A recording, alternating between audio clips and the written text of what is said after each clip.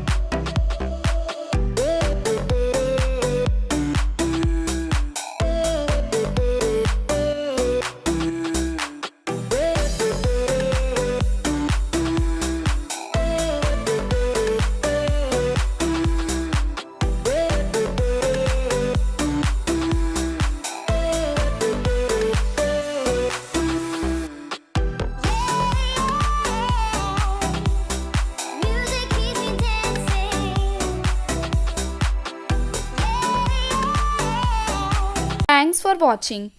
I hope you like my video. Please subscribe to my channel and don't forget to press the bell icon.